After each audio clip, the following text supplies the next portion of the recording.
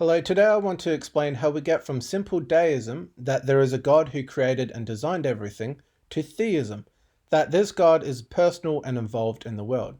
And then from there to Christianity, that this personal God revealed himself in the Bible as Yahweh, then became a man named Jesus.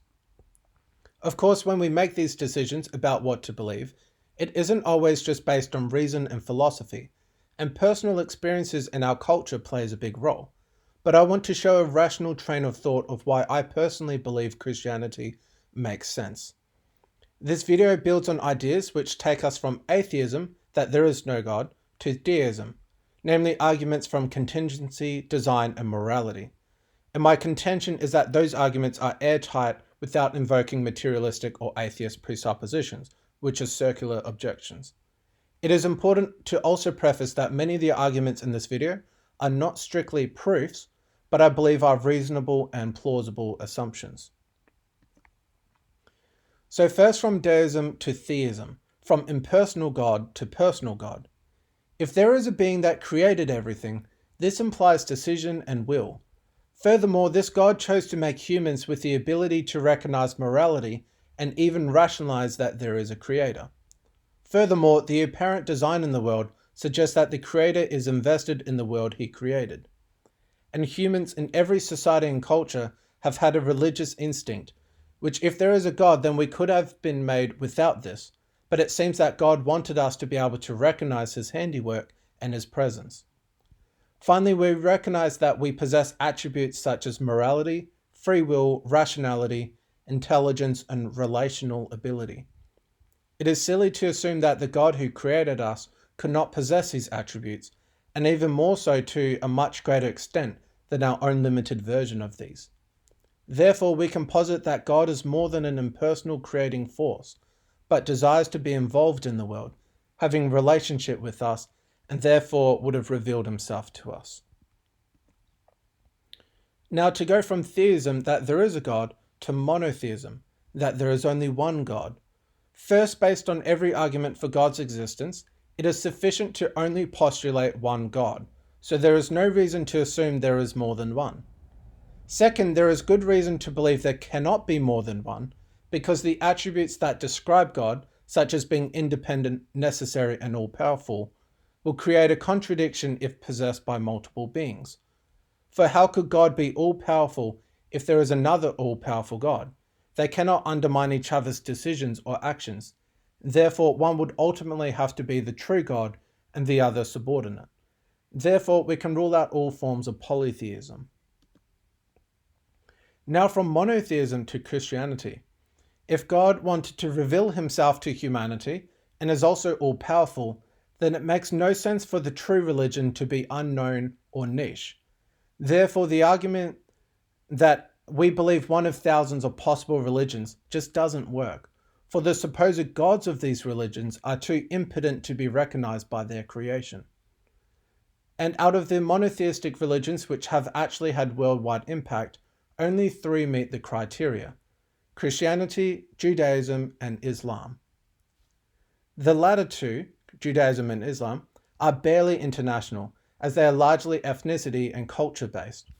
Judaism presents the foundation of both Christianity and Islam, revealing how Yahweh made the world and formed a covenant with a specific people group via Abraham. Judaism isn't satisfactory, largely because it points to a future Messiah, who will be an eternal king, savior of the world, and also that Yahweh himself will come. It is a riddle without an answer, and a prophecy without fulfillment.